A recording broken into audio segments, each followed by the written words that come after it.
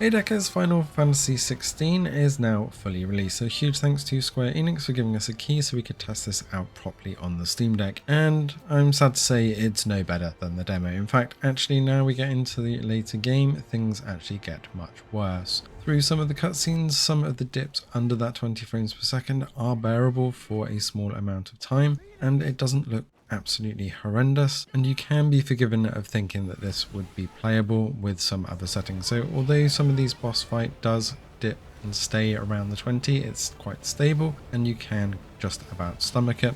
And when we get into the kind of first section after the demo area and put things on XESS balance, for example, on the lowest graphic settings, even with medium texture just to make it look a little bit nicer, or using FSR3 balance with frame generation, you could almost think that this was playable.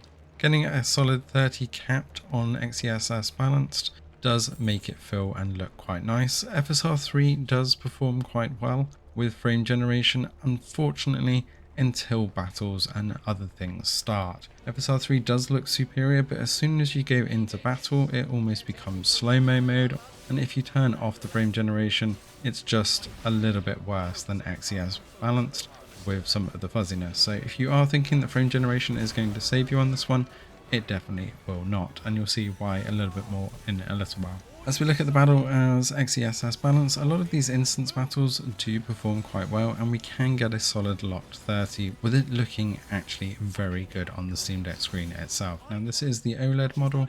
I do have the 4GB UMA buffer set and the cryo utilities tweaks as well, but frame generation just does not work properly on the Steam Deck, and it doesn't matter what game we try this in, it just doesn't function correctly. It looks like it does in certain scenarios, and then it absolutely tanks performance or just makes input latency a nightmare. Now when we get to the forest area a little bit further in the game, it really takes a massive performance hit, and apparently it gets even worse after the forest area, but this is as far as I've got so far. And when we can look at it and play like this, which is on GeForce NOW, and I'll show a bit more of that in a minute, it really does make you wonder if you want to try and play through with these low frame rates. Now again, in certain sections it just sticks around this 20 to 30 frames per second mark, but then when we go into battles, it does steady out a little bit and it is almost playable.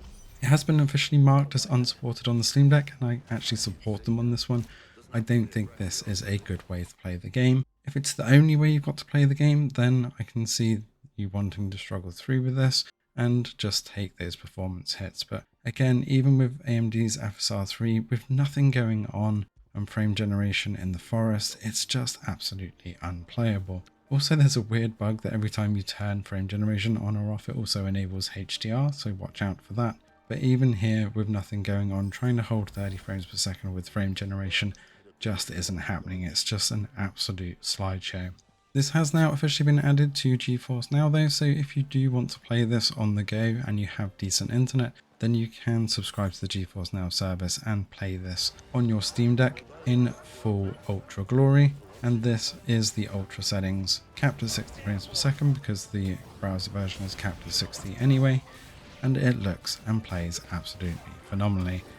No input latency at all with the ultimates here, and it just looks absolutely gorgeous as well. I'll leave the details of how to get GeForce NOW installed on your deck in the comments below, and you can decide whether you want to play this via streaming or wait for some optimizations and hope that they fix the performance problems. Let us know in the comments below how you're going to be playing Final Fantasy XVI on deck. Thanks for watching, and see you in the next one.